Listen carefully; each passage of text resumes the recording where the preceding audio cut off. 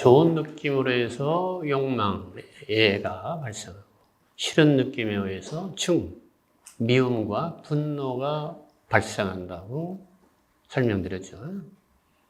그래서 좋은 느낌은 자꾸 더 갖고 싶고 더 보고 싶어 해서 취하게 된다. 집착하게 된다. 그걸 애착이라고 그러죠. 애착. 애취. 싫은 느낌은 어때요? 미워하고 싫어하니까 배척하게 돼. 밀어내려고 그래. 없애려고 그러니까 이게 분노가 발생하고 살인까지 왔어요. 내 눈에 속이는 제거를 해버려야 속이 시원. 떨고 내버려야 돼. 이게 이제 혐오, 배척 반응. 우리 물질세계도 그런 두 가지 힘이 작용하죠. 하나는 인력, 그거로 땡기는 힘. 하나는 총력, 밀어내는 힘. 애증이라고 애증. 자, 선조 승찬대사, 초조가 누구라 했어요? 달말에서. 2조 해가대사에 이어서 3조 승찬대사라는 분이 계셨는데, 신신명이라는 이제 좋은 선가 어록을 남기셨어요. 그분의 말씀을 요약해서 잘 쓴 글이죠. 그 중에서 사국의 핵심되는 사국의를 여러분에 소개한 겁니다. 지도문안, 유현간택, 단막중에 통연명맥. 지극한 도는 어렵지 않다. 또는 도의 이름은 어렵지 않다. 유현간택하라. 오로지 간택을 싫어하라. 간택이라는 것은 분별. 개념적으로 분별하고 차별하는 것. 이분법적인 생각을 하는 것. 이런 것들이 간택이에요. 간택. 취사선택하고 분별하고 택은 이게 분석한다. 택이 이제 좋은 의미이기도 하고 여기서는 이제 간택할 때는 분별한다 이런 뜻이죠. 분별하지 말라. 무엇을? 좋고 싫어함을 분별하지 말라 이거예요. 차별하지 말라 이거예요. 단막증의하면 다만 증과애가 없으면 증과애가 사라져버리면 미워하고 좋아하는 게 없다면 통연명백하리라. 즉한 도는 분명해질 것이다 이거죠. 확 트여서 다가올 것이다. 핵심이 뭡니까? 즉한 도에 이르려면은 지도문안도 아니고 통연명백도 아니고 유혐간택하고 단막증의하라. 한 구절만 이 네 개에서 선택하라면 단막증의하라 이거예요. 미워하지도 말고 좋아하지도 말라 이거예요. 그게 어디서 나왔다고요? 아까 부처님의 12영계에서 느낌이 발생했을 때 좋은 느낌을 집착하지 말고 싫은 느낌을 미워하지 말라 이거예요. 그러니까 좋은 느낌과 싫은 느낌이 발생했을 때 분명하게 알아차려야죠. 좋은 느낌과 싫은 느낌이 어떻게 발생해요? 눈으로 어떤 형상을 볼 때 봄 이걸로 끝나버리는데 미인이다. 아름답다. 내 사랑으로 만들고 싶다. 이렇게 반응하고 생각하고 집착하게 되면 거기서부터 고통이 발생한다. 고통이 어디서부터 발생했나요? 수 자체까지는 느낌. 느낌은 그렇게 싫은 느낌, 좋은 느낌, 뭐 뜨거운 느낌, 찬 느낌 얼마나 발생할 텐데 그것에 대해서 그 다음에 반응하는 것부터 그 다음부터가 이제 두 번째 관설이. 우리가 살아가면서 수까지는 어쩔 수 없잖아요. 좋은 느낌이 발생했을 때 경계해야 된다는 얘기예요. 감관의 문을 수호하라. 부처님이 항상 그러셨어요. 계행을 이야기할 때 감관을 수호하라. 감각적인 욕망을 경계하시는 말씀이에요. 근데 정확하게 말하면은 6개 감각의 문에서 느낌이 발생했을 때 좋은 느낌은 좋은 느낌으로 딱 끝나버렸는데 좋은 느낌에서 그 다음에 그것을 더 좋아하고 그것을 더 좋아하다 보니까 소유하려 들고 집착하게 되면 그게 고통이다. 눈이나 귀나 코가 고통이 아니죠.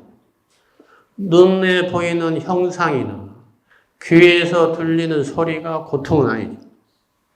근데 예를 들면 노랑드론 같은 미남이 고통은 아니란 말이에요. 노랑드론 같은 남자 배우를 사모해가지고 연모해서 비행기 타고 그 사람이 가는 곳마다 찾아가고 그냥 열렬한 팬이 되고 그것도 아니라 한번 잡아보고 싶고 잡아보니까 한번 포옹해달라고 하고 한번 포옹해주니까 같이 살자고 중내사내하고 이러면 이게 고통이다. 고통은 그러니까 집착에서 오는 겁니다. 집착. 집착의 뿌리는 욕망에 좋아하고 싫어함. 배척하는 거. 인력과 청력에 반응하지 말라는 것은 내가 명상 때 요체가 반응하지 않고 판단하지 않고 있는 그대로 바라보는 것. 이게 명상의 요체라고 그랬어요.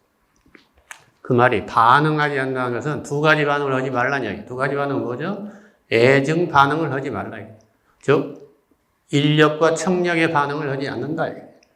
애착, 소유, 집착하려 하지도 않고, 미워해서 배척하고 없애려 하지도 않고. 이게 반응이에요. 근데 되게 이 반응 때문에 난리가 일어나요. 주변 관계에서.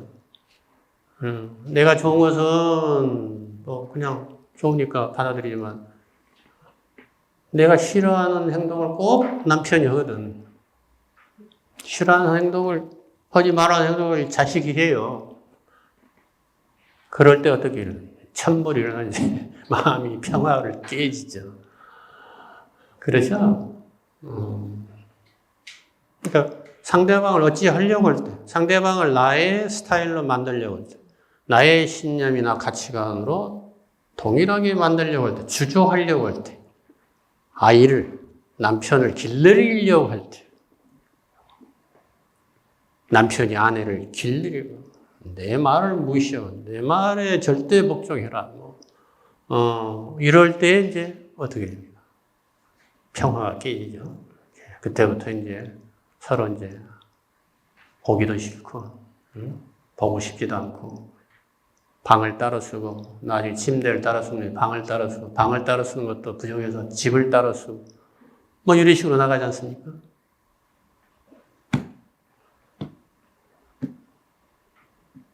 싫어함과 좋아함을 버릴 수만 있다면, 싫어함과 좋아함이 사라져버리면 지극한 도는 명백하다. 지극한 도는 뭐예요? 열반. 열반은 뭐예요? 우리 불교에서 말하는 궁극적인 평화, 궁극적인 행복을 열반으로 표상했어요.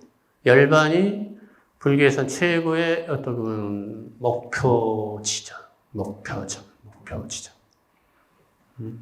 모든 번뇌가 사라지고, 모든 갈등이 사라지고, 모든 괴로움이 사라진 상태. 모든 괴로움은 뭐예요? 생사, 우비고뇌가 다 사라진 상태. 생도 사라지고, 사도 사라진 상태. 불생, 불멸의 상태라고 반야심경에서는 이야기했죠. 태어남도 아니요, 죽음도 아니다. 그래서 그걸 니르바나라. 모든 번뇌가 소멸됐다. 모든 번뇌의 불길이, 모든 미움의 불길이 꺼져버렸다. 그게 니르가 이제 소멸, 꺼졌다는 얘기지. 번뇌가 꺼졌다. 번뇌의 불길이. 탐진치 삼독의 불길이 꺼졌다. 이렇게 표현을 하는 것이죠. 지도는 무난하니 유형 간택하고 단막 증의하라. 그러면 통연 명백하리라. 이게 삼조 승찬대사의 오도송이라고 할 수가 있겠죠. 그렇죠? 다 연결이 되죠. 부처님의 말씀으로. 그런데 이 명상에서 여러 가지 장애가 일어나요. 그 한 분이 오늘 안 오셨는데, 그분도 아마 새로 좀 등록했다가 한번 좀 상당히 좋은 경험을 하셨는데, 그걸 굉장히 두렵게 받아들여요. 명상에서 여러 가지 원하지 않는 부작용이 일어나는 경우가 무엇 때문일까요? 다 이 반응 때문에, 사랑하고 미워하는 반응 때문에 일어납니다. 자, 명상에서 만나는 장애를 구체적으로 5가지로 분류를 했어요, 부처님은. 두 번째 강의 제목은 성성적정입니다. 이것도 아까 지관병수와 같은 말입니다.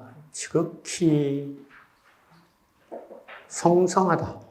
밤하늘에 별이 반짝이는 것처럼 명료하고 깨어있는 마음 상태가 성성. 적정은 그 배경의 밤하늘에 고요한 그런 밤하늘과 같은 상태가 촉촉하다 이거지. 성성적정. 근데 이 두 가지, 잘 집중되어 있는 마음과 고요한 마음과 깨어서 바라보고 있는 이 두 마음이 균형을 잡고 있어야 돼요. 균형추가 무너지면 명상에서 여러 가지 부작용이 일어납니다. 그래서 균형 잡힌 마음, 이것을 이제 평정한 마음이라고 하는데, 평정한 마음을 유지하는 게 아주 중요해요. 근데 평정한 마음은 깨어있음과 고요함이 균등하게 아주 균등하게 유지되어 있어요. 반반 이렇게 잘 균형이 잡혀 있어요. 고요함이 너무 추가 기울어버리면, 고향으로 이러면 혼침이 일어나요, 혼침. 멍해지고, 아무 생각도 안 일어나고, 졸리고, 흐리멍텅해지고, 몽롱해지고. 이게 혼침이라고 그러죠. 근데 깨어있음이 너무 그냥 지나쳐버리면, 무게추가 깨어있음으로 가버리면 어떻게 돼요? 너무 깨어있기 때문에 잠을 잘래야 잘 수도 없는 상태래요. 옛날에 마하시 대선사, 이 남방선, 비파사나 명상의 그 대선사, 마하시 선사가 한참 비파사나 수행할 때 40일간 깨어있다고 해요. 잠을 전혀 자지 않고도 명료한 깨어있는 상태를 유지했다. 근데 그분은 그것을 두려워하지 않았는데, 대부분의 사람들은 명상 수행하다가 갑자기 잠이 안 오고 너무 계속 깨어있는 상태 되면 겁을 내죠, 겁을. 야, 이거 부작용 생겼다. 큰일 났다. 잠을 자야 되는데. 이렇게 되죠. 또 어떤 분은 이제 고요함이 쫙 호흡을 쭉 하다 보니까 수함, 어떻게든 집중하다 보니 언젠가 호흡도 사라지고 호흡을 자가는 나도 사라져버리고 그냥 공간이 쫙 텅 빈 공간만 탁 전해. 으이크, 이게 뭐냐. 깜짝 놀라서 얼른 깨어나가지고. 남들은 그 경지를 맛보려고 저 무문관에 들어가고 그러는데 스님들은 그 좋은 것을 두렵게 반응하는 거예요. 이게 전도된 거예요. 잘못된 인식이죠. 그래서 이 수행의 과정, 명상의 과정들을 몇 법에 의해서, 법이라는 것은 니카야 부처님이 설하신 45년 그 법체계 내에서 잘 공부해가지고 그 커리큘럼을 잘 보고 그 과정들을 잘 보고 내가 어디쯤 이치하고 있구나 이런 것을 명료하게 정하고 있으면 그 다음 단계가 와도 훨씬 두렵지 않겠죠. 아주 반색하겠죠. 오, 나에게 드디어 공간이 나타났다. 그 반색을. 공간을 처음 경험한 사람은 위크하고 깜짝 놀라요. 내가 사라져버리니까. 아이고, 내 존재가 상실돼버릴까. 두려워하는 거지. 그래서 똑같은 것도 반응을 이렇게 달리할 수가 있다. 새끼줄을 새끼줄로 보는 것도 뱀으로 보는 것 차이처럼. 엄청나게 다르게 여실지견하지 못하는 경우가 명상 도중에도 있습니다. 자, 5가지 장애가 뭐냐. 오개라고 그럽니다. 한자로는. 개는 뚜껑개, 가리개 이런 뜻이. 가려져 있다. 덮여져 있다. 덮개라는 뜻이 덮개. 개. 뭘로 덮어져 있어요? 우리의 맑은 마음이 부처님과 똑같은 청명하고 푸른 하늘 같은 마음에 각종 구름들이 덮어져 있다, 씌워져 있다, 가려져 있다. 우리의 밝은 마음을 가리고 있다. 그게 이제 5가지가 밑에 열간, 탐욕, 욕망이요, 감각적인 욕망이요. 그 다음에 분노. 그 다음에 아까 혼침. 하나는 들뜸, 반대가 들뜸. 흥분하고 들뜸. 산란한 말. 응? 산만한 말. 안 그러면 졸리고 멍하고 그냥 멍 때린다고 그러죠. 멍 때리는 게 좋은 것처럼 생각하지만 사실은 혼침이라고 혼침. 명상을 해야 하는데 그냥 명상만 하면 졸아버리는 사람이 있거든. 잠자고 있는 사람이 있어. 그건 혼침이지.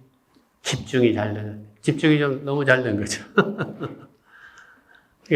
혼침, 들뜸 뭐죠?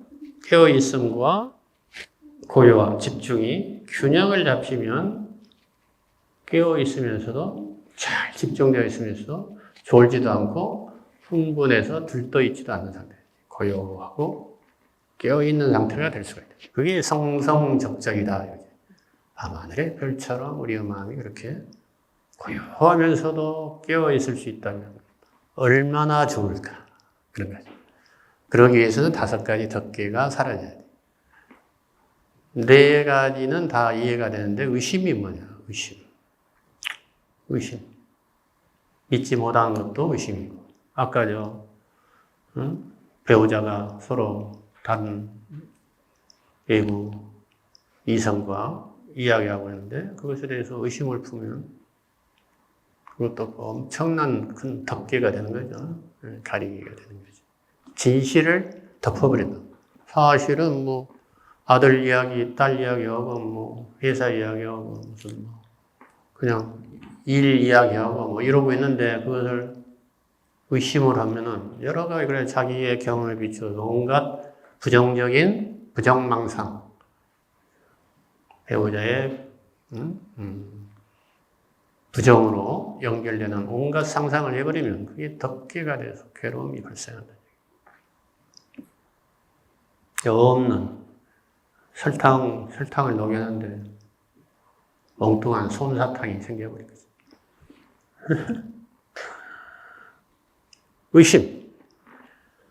의심은 근본적으로 명상 중에 제대로 부처님의 법에 의지하지 않으면 그 법에 대해서 또 의심을 해요. 법을 애매하게 알면 명상을 하면서도 불법 수행을 하면서도 의심병에서 벗어나지 못하는 경우가 있어요. 정확하게 알면 의심이 안 생기는데 정확하게 알지 못할 때 의심이 생겨요. 회의를 하게 돼요. 회의. 내가 지금 명상을 하는데 잘하고 있느냐 못하고 있느냐 회의하게 되잖아요. 갈등이 생겨버린다. 그럼 명상이 진척이 되겠습니까? 이 길로 잘 가면 부처님이 가르치신 대로 잘 수행하면 반드시 부처님이 도달했던 바다에 이르리라. 내가 지금은 시냇물이고 계곡물에 불과할지라도 중간에 해찰하지 않고 중간에 육지로 중도 포교 건너가지 않고 어디가 좋다고 계속 그 한 군데서 맴돌고 멈추지 않고 쭉쭉 나가면 시냇물이 큰 하천이 되고 하천이 큰 강이 되고 큰 강이 흘러서 결국은 바다에 이르리라. 이런 확고한 믿음이 있어요. 근데 중간에 뭔가 좀 장애가 일어나고 뭔가 잘못된 경계를 만나면 반드시 사람들은 어떻게 해요? 반응을 해서 그게 이제 이선 이야기 나오잖아요. 어디 뭐 목표를 달성할 때까지 누가 옆에서 부르거나 끄집어 당겨도 절대로 돌아보지 않을 것. 응? 그냥 꾸준히 앞으로만 가면 너는 목표를 달성할 수 있다는데 온갖 유혹에서 잘 벗어나다가 마지막 어떤 큰 유혹에서 한번 돌아보는 순간 돌이 되어버렸다. 그런 이서구가 있죠. 그와 같은 그런 경우가 많아요. 그런 경우는 이제 장애라고 하죠. 이 5가지, 대개는 이 5가지 안에 포함돼요. 그래서 우리의 마음속을 덮고 있는 커다란 먹구름들이라고 볼 수도 있죠. 그 중에서 가장 이제 흔한 것은 감각적인 집착. 아까 탐욕이죠. 탐착하는 거, 애착하는 거. 그와 똑같은 비중으로 싫어하는 마음, 분노. 그러니까 애증해야 된대요. 그리고 성성적적하지 못하고 혼침에 빠진 흐리멍텅한 정신상태. 흥분과 불안, 그리고 과거로 미래로 막 산란하게 움직이는 이러한 들뜬 상태. 이걸 이제 한자로는 도거를 제가 그냥 들뜸이라고 표현했습니다. 도거. 여기 불교 공부를 잘하신 분은 도거라고 해야지 알아먹기 쉽죠. 혼침은 해태라고도 해요. 해태와 도거. 해태한 마음, 도거의 마음. 의심. 의심이 가장 무서운 병이에요, 사실은. 마지막에 가서는. 부처님의 말씀을 부분만 받아들이고, 어느 부분은 받아들이지 않는다. 예를 들면, 윤회를 한다. 윤회는 높다. 큰 소리에 탁 치. 자기가 제일 잘났어. 부처님보다 더 잘났어. 신이 없다. 탁 큰 소리지. 자기가 신을 못 봤으면 못 본 거지. 왜 신이 없다고 단정을 하냐는 거야. 그럼 신이 있다고 생각하고 신을 이렇게 접하고 은사를 받고 신의 그 경험을 한 사람들은 참 가소롭잖아요. 우물안 개구리다. 이렇게 생각할 수 없어요. 그래서 부처님은 어떤 견해에 대해서 집착하는 것을 굉장히 경계하셨어요. 의심은 어떤 견해에 대한 집착도 포함이 돼요. 잘못된 견해에 집착하면 의심하게 되죠. 정법을, 진리를 오히려 의심하게 돼요. 자기 깜냥으로 이러한 신념에 딱 도달해야 이것만이 올바른 진리야. 근데 보다 큰 진리가 있어. 부처님이 말씀한 진리는 내가 이해할 수도 없고 그거는 아마 방편으로 이야기했을 거야. 그냥 미혹한 중생들을 깨우치기 위해서 비유해서 사실이 아닌데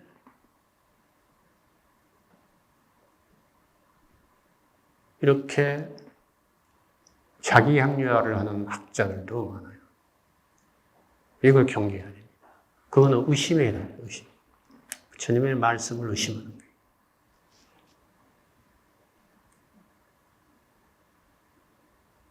물론 이제 후대에 많은 분들이 부처님 사후에 그 제자들이 부처님의 말씀을 설명하고 풀이하고 해석하는 과정에서 덧붙여지고 꾸며지고 조금 더 신비화시키고 나중에는 막 신격화시키고 장엄하고 이런 과정들이 많아요.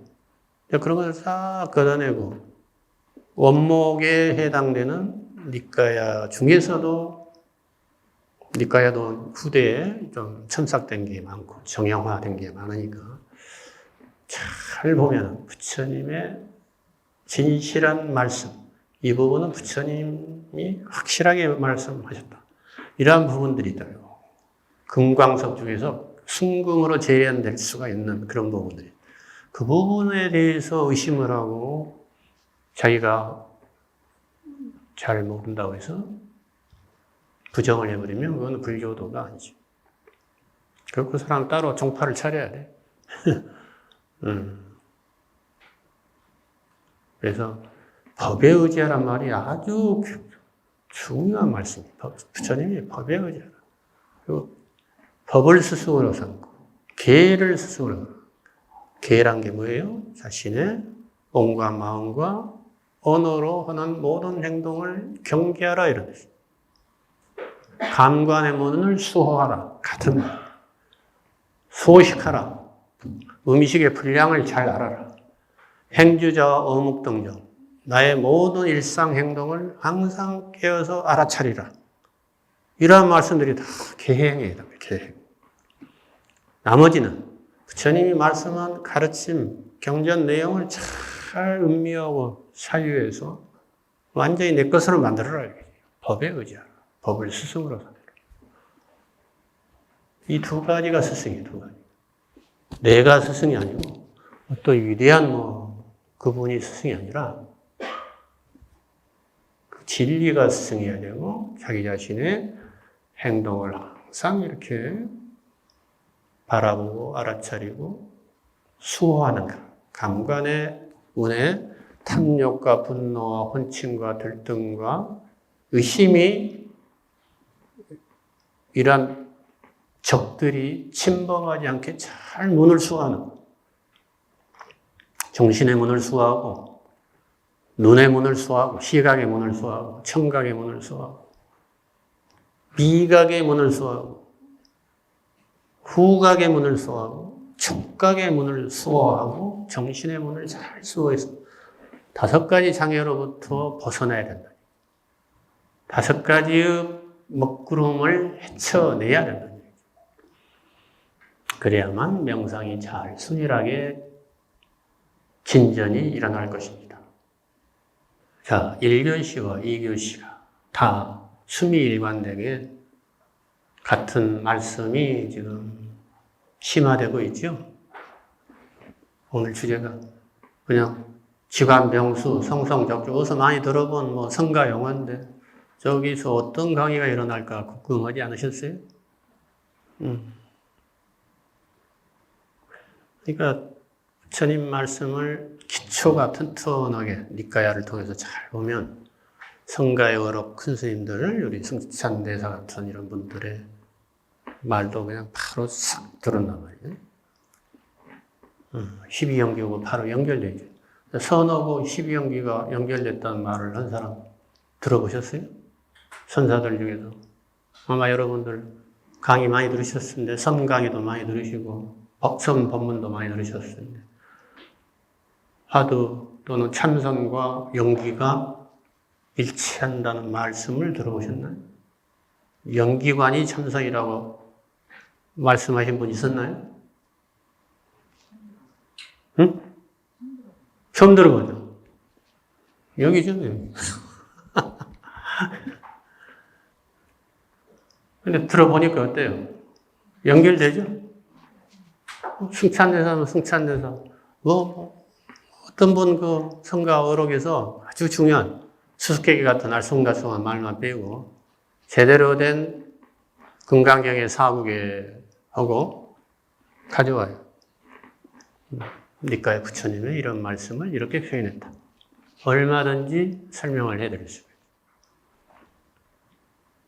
저도 선부터 배우고 대성경전부터 배운 9세대 사람이에요. 그러나 나중에 니까야를 만나고 위파사나 남방불교 수행도 접하고 거기다가 인도 요가명상까지 접해서 통틀어서 통합을 해봤더니 다 수미일관되게 하나로 통합이 되더라 이게. 따로따로 석가래 따로 대들보 따로 주춧돌 따로 기둥 따로 기와 따로 이러한 상태에서 완전히 집안체가 딱 형성이 되더라는 얘기죠. 불교라는 집안체. 여러분도 그렇게 되셔야 돼요. 부분에서 헤매고 그것만이 최고다. 큰 소리치는 그런 우물한 개구리가 되어서는 안 된다. 그럼 터널 비전을 벗어나서 깊이 사유하고 숙고해서 성찰을 통해서 자기 것으로 소화가 되어야 돼요. 안 그러면 앵무새밖에 될 수가 없어요. 흉내만 낸다고, 흉내. 그러면 이제 구두선, 그렇게 이야기해요. 자기의 살림살이를 내놔야 되는데, 누가 어떤 큰 스님이 이렇게 말했다. 그 비슷한 말만 되풀이하고 있다. 불교를 전혀 불교 모르는 이교인 또는 일반인이 네가 불교 공부하고 절에 열심히 다닌다며 그 불교가 뭐냐 할 때 쉽게 그 사람의 이해의 수준에 맞춰서 언어 수준에 맞춰서 내가 알고 있는 불교적인 지식을 전달을 하려면 불교 용어 그대로 쓰면 되겠어요? 통역이 필요해요, 통역. 여러분이 트랜슬레이터가 돼야 돼요.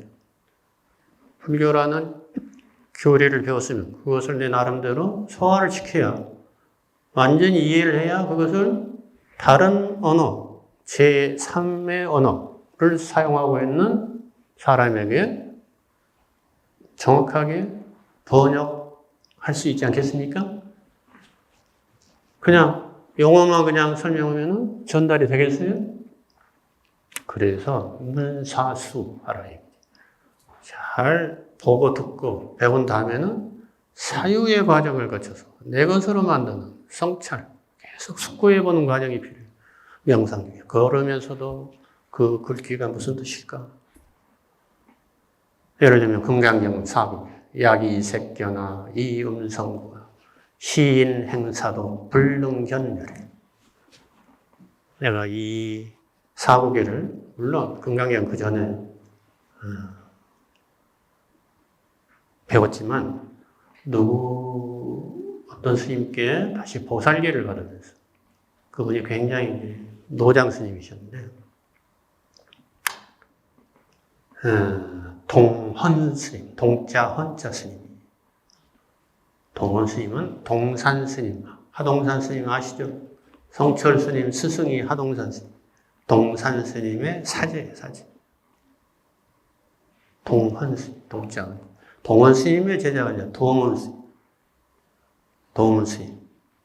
하여튼 그 동자 헌자 스님에게 이 사국에, 금강경 사국계를 받았어요. 그리고 보살 계명도 받았어요. 능인으로 알아, 능인. 제가 보살명, 법명은 능인입니다. 능인. 법명이 여러 개지만 그 큰 스님께 받은 것은 능인인데 2개를 주셨어요. 하나는 공부 도상에서는 참을 인자로 능인을 쓰고, 나중에 네가 좀 공부가 잘 됐다 생각하면 어질인자. 부처님의 나중에 보니까 부처님의 벼로시더만 능인. 그리고 너무 큰 불명을 주셔서 내가 안 썼죠. 아이고, 어찌 감히 부처님 대스승 벼로를 내가 어떻겠습니까?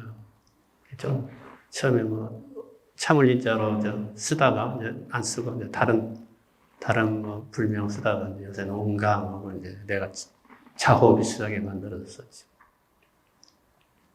하여튼 약이 색견화, 색으로 나를 보려 하지 말라. 색 모양으로 32상 80종으로 멋진 얼굴 모습으로. 부처님 사진 있습니까?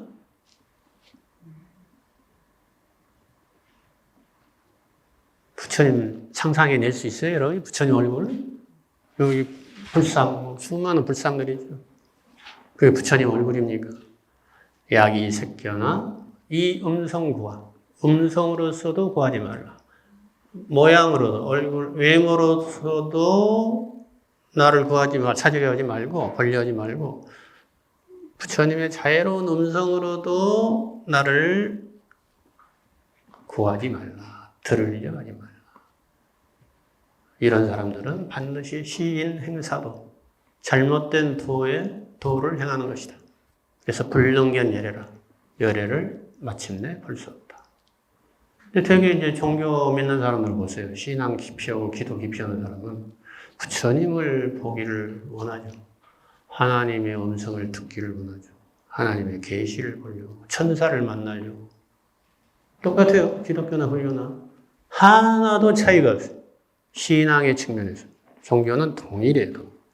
불교, 기독교의 차이가 하나도 없다. 차이가 있다고 생각하면 그 사람 생각이에요. 그 사람 믿음이에요. 여 위에서 오면 차이가 하나도 없어. 똑같은 소식이다.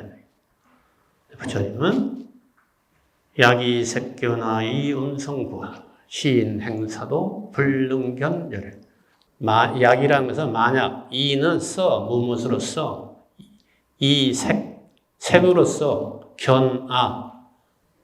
모양으로서, 색으로서, 형태로서 부처인 나를 보려고 한다면 이런 뜻이에요. 또 이 음성과 음성으로서, 이는 무엇으로서, 음성으로서 구화, 열애인 나를 구하려고 한다면 시인, 이 사람은 행사도. 사도를 행하는 것이니. 잘못된 길을 수행하고 있는 것이니 아무리 그렇게 기도하고 해도 불능견열이라 마침내 열애인 나를 볼 수 없을 것이다. 금강경에서 이 대꾸가 있는데 그럼 어떻게 해서 볼 수 있느냐? 약견 재상 비상이면 즉견열애라. 이 구절 기억나죠? 약이 습견화 이음순과 시인행사도 불능견열애. 약견 재상 비상이면 즉견열애. 딱 대꾸가 되잖아요. 자, 오늘 배운 것을 이제 명상을 통해서 항상 두 번째 시간은 명상 실수 시간인데 제가 꼭 명상 실수를 시간을 까먹으면서 이렇게 이야기를 계속하니까 여러분들이 실수하는 시간이 줄어드는데 자, 지난 시간에도 여러분에게 있어서 풀려진 찐빵이나 뱀이나 또는 두 번째 화살, 붉은 장미 이게 무엇인가에게 숙고해 보라고 했습니다. 계속 그걸 숙고를 하셔야 돼요. 오늘은 이제 거기에 덧붙여서 내가 애증 보고 듣고 느끼고 생각하고 말하고 삶을 통해서 할 때 무엇에 대해서 애착을 하고 무엇에 대해서 싫어하는지를 분명하게 봐야 돼요. 그런 게 있어요. 싫어하는 어떤 성향이 뭐가 있어요. 어떤 것을 막 좋아하는 어떤 성향이 있어요. 그걸 조금 확실하게 명상 속에서 한번 숙고를 해봐요. 그래서 정리를 해보십시오. 내가 이런 것은 정말로 싫어한다. 그러면 그 싫어함이 어디서 비롯됐는가를 한번 더 봐요. 그래서 어떤 경험이 있었는가. 과거에 어떤 큰 어떤 경험이 또는 어떤 깨침 이후로 나는 이러이러한 원칙이 수립됐는지, 성립이 됐는지, 그걸 한번 보시라는 이야기예요. 무엇 속에서? 명상 속에서. 싫어하는 것도 마찬가지예요. 좋아하는 것도 마찬가지예요. 그걸 좀 분명하게 볼 수 있어야 됩니다. 분명하게. 그래야 연기관을 실천하는 거 아니겠어요? 실수하는 거 아니겠어요? 그래서 그것이 나의 삶에서 어떻게 관계에 영향을 미치고 있는가. 이것을 볼 수 있는 것을 연기관 또는 숙고명상 그렇습니다. 지금부터 약 15분간 한번 명상 속에서 한번 깊이 자신의 삶을 돌아보면서 정리를 하시는 시간을 갖겠습니다.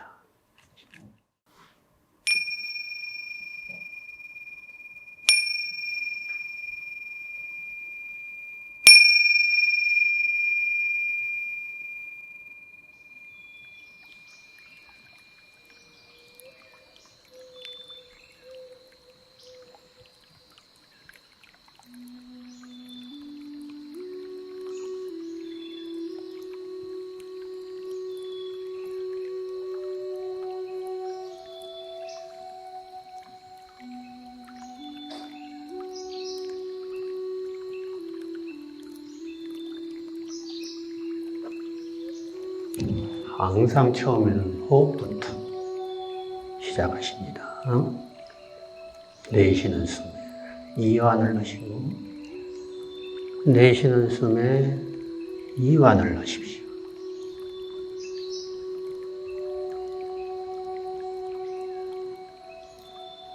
그런 연후에 코 입구에서 들숨과 날숨을 잘 지켜보십시오. 호흡을 코 입구에서 집중하는 것도 아주 좋은 방법입니다. 마치 성문을 지키는 파수꾼이 성 전체를 지키는 것처럼 호흡의 전체를 다 보려고 하지 마시고 코끝에서 스쳐 들어오고 스쳐 나가는 그 부분을 잘 집중해서 지켜봅니다.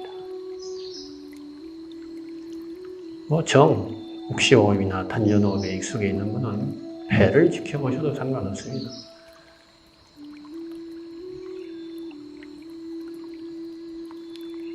일단 호흡에 집중이 잘 돼서 마음이 안온하게 고요하게 가라앉으면 그때 나의 삶 속에서 내가 애착하고 있는 부분은 무엇이고 지극히 혐오하고 있는 부분은 무엇인가를 정리해 보시기 바랍니다.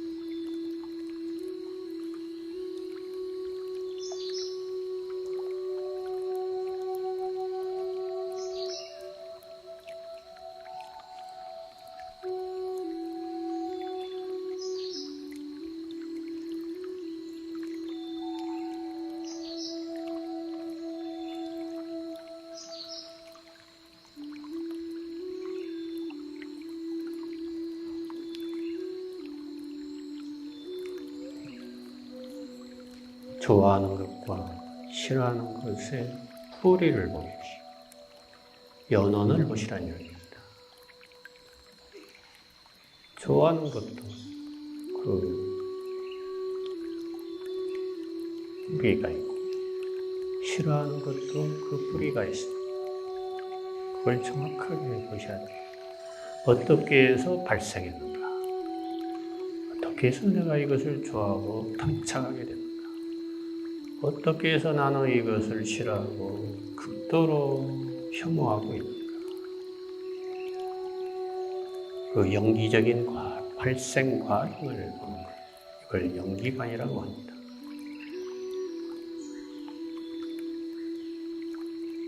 그래서 그런 신념 또는 경향을 명확하게 보면 내가 현재의 관계 속에서, 삶 속에서 그것을 적용해서 어떻게 다른 사람들을 대하고 있는지 분명하게 드러날 것입니다. 그게 반복해서 일어나고 있음을 분명하게 볼 수 있다면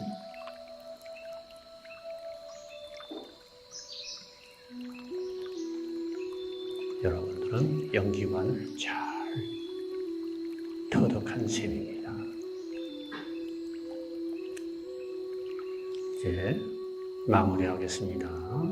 서서히 눈을 뜨시고요. 오늘 진행한 그 숙고 내용을 반드시 명상일지에 적으면서도 계속 숙고 명상이 일어나고 진행되고 확충될 수가 있어요. 반드시 적어봐야 됩니다. 적어보지 않으면 날아가 버립니다. 적는 것의 의미를 여러분이 그 가치를 아셔야 돼요. 옛날에 하버드 MBA 과정, MBA면 대학원 석박사 과정이겠죠. 세계에서 유수한 인재들이 그 과정을 밟았는데 그 실험을 하나 해서 실험. 네, 어떤 과제를 주고 이렇게 사유를 하게 한 후에 거기에 대해서 적어본 그룹, 적어보지 않은 그룹이 나중에 MBA 과정을 수료하고 10년 후에 어떤 차이가 있는가 실험한 논문이 있어요. 그러니까 우리가 알게 됐죠. 그 적은 사람과 적지 않은 사람의 성공률의 차이가 얼마나 될까요? 몇 대 몇이나 될까요? 적은 사람이 예를 들면 10% 됐고, 적지 않은 사람이 90% 됐다면, 적은 사람 10%가 받고 있는 연봉이 90%의 적지 않은 사람의 연봉의 10배, 100배가 됐다. 그렇게 성공에서 차이가 나더라. 적어보는 게 나의 삶을 분명하게 정리하는 역할을 합니다. 아시겠죠? 반드시 적으셔야 돼요. 이거 별게 아닌, 오늘 들은 거 내가 별로 경험한 거 없고, 깨우친 것도 없는데, 다 알고 있는 건데, 이렇게 하는 것도 없고, 내가 조그만 것을 경험을 적어보는 것도 큰 차이가 나요. 예를 들면, 눈을 서서히 사르르 감아라, 사르르 떠라, 이렇게 제가 멘트를 몇 번 했죠. 제대로 사르르 뜨고 사르르 감는 걸 연습해 온 분이 몇 분이나 될까요? 한 분은 그 사르르 감고 사르르 뜨는 과정에서 지금까지 보지 못하고 경험하지 못한 것을 경험했다. 통찰해냈어요. 그 간단한 그 과정에서도. 그런 식으로 통찰이 아주 사소한 것에부터 일어납니다.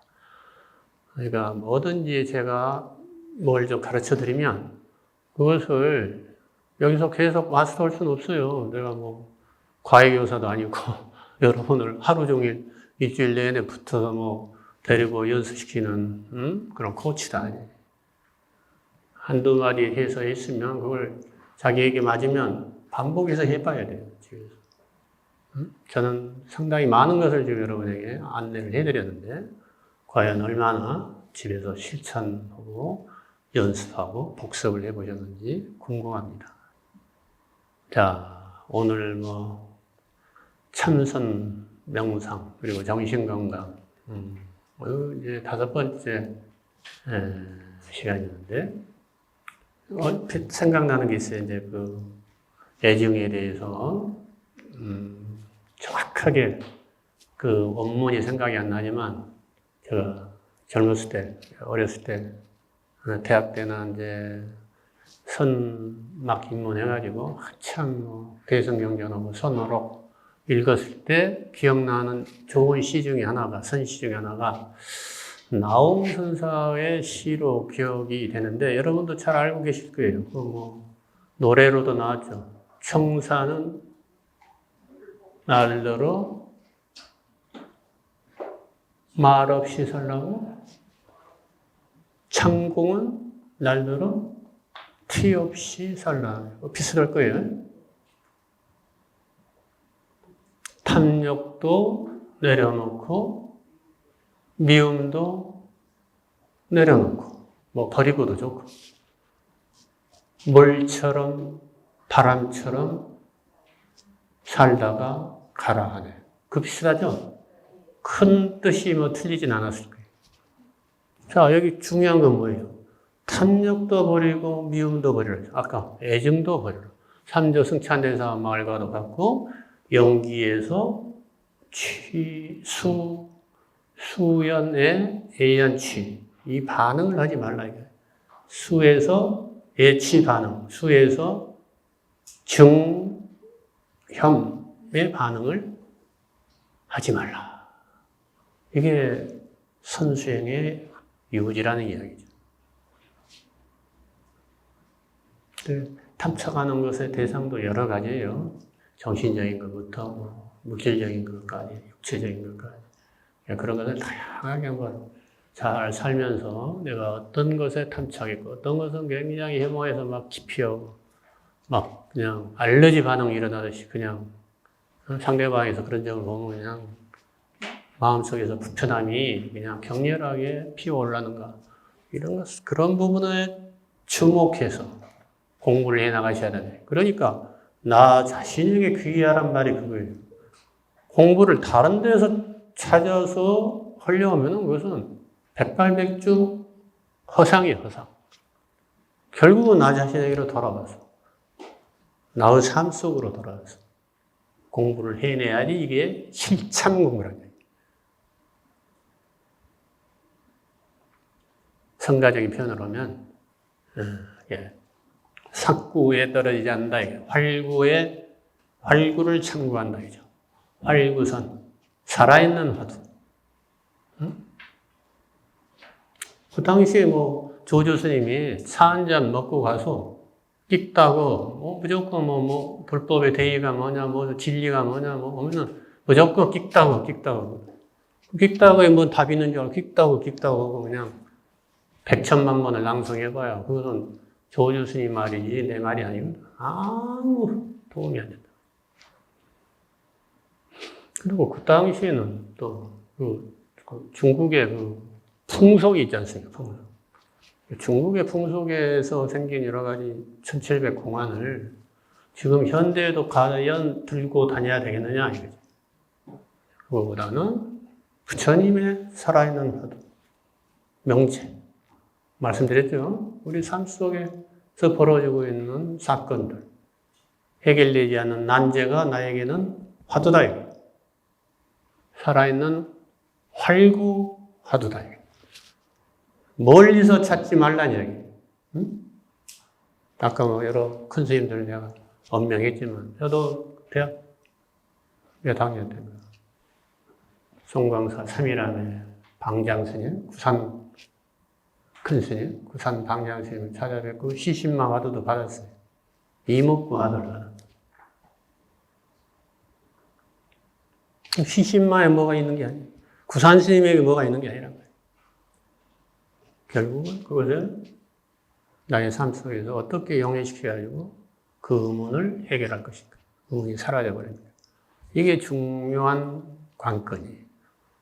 자기 자신에게 의지하라는 게 굉장히 깊은 뜻이 있는 거예요. 오늘 숙고 명상 짧게 한 15분 정도 한번 해보셨지만 집에서도 계속 이어서 가야 돼요. 이어서. 니까에도 보면은 부처님이 이렇게 설법을 하시잖아요. 그럼 어떤 말씀을 듣고 그 법을 듣고 계속 이제 지방에 있는 뭐 예를 들면 제자 같은 지방에 가서 집에 가서 그래서 그것을 떠올리면서 이게 무슨 뜻일까 이렇게 계속 참고를 했다. 사유하고 숙고했다. 그런 게 도처에서 나타나요. 그래가지고 깨달았다. 이런 게 많아요. 부처님 제자들이 그냥 깨달은 게 아니에요. 부처님의 진리의 말씀을, 가르침을 듣고 잘 사유하고 성찰해서 자기것을 만든 후에 깨달았다고 그러지, 그냥 무엇이 어쩌고, 어디 뭐 집중해서 선정 속에서 깨달았다는 이야기는 하시 않으시. 깨달음하고 니르바나하고 좀 달라요. 응? 그것도 이제 여러분이 나중에 분명하게 구별하실 수 있어야 돼요. 깨달음하고 구경열반하고는 다르다는 얘기예요. 궁극적인 열반. 궁극적인 열반에 도달해야만 생사윤회가 끊어져요. 그 전에는 생사윤회하게 되어 있다. 그러니까 생사윤회가 없다고 할 수 있으려면 구경열반에 도달한 궁극의 부처님과 같은 분상에서 이야기를 해야지. 그 전에 있는 사람이 그걸 미리 저기 있는 것을 앞당에서 가보지도 않고 생사윤회는 없다. 이거는 대단한 구업이 진리를 완전히 망치고 불법을 훼손하는 대단한 망발이라는 얘기예요. 여러분은 결코 최소한 제 강의를 들은 여러분만은 그렇게 생각하고 말을 해서는 안 됩니다. 겸손해야 됩니다. 겸손. 진리에 대해서는 항상 겸허, 배우려 들고 어떤 딱 법집, 진리에 대한 어떤 집착을 가지고 있어요. 부처님의 말씀과 견줘서 과연 일치하는가를 항상 검증하려는 그러한 자세고, 그게 이제 과학적이고 학문적인 자세죠.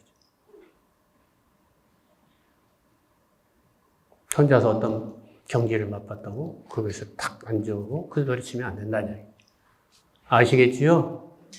그러면 아까 시냇물 가서 어디가 멋있다고 거기에서 다 앉아서 거기서 맴도는 시냇물 소용돌이밖에 안 된다. 바닷가에 못 간다는 얘기. 썩어버린단 말이에요. 썩어버려. 하나에 딱 머물러서 집착해버립니다. 그게 다라고 생각하면은 계속 흘러서 가야 돼. 집착하지 말고, 견눈질하지 말고, 유혹에 빠지지 말고, 어떤 어려움에 봉착해도 그것을 해결하고 갈 수 있다는 용사의 정신과 탐구의 정신과 그다음 믿음을 가지고 반드시 이뤄내리라. 이러한 마음을 견지하시기 바랍니다. 감사합니다.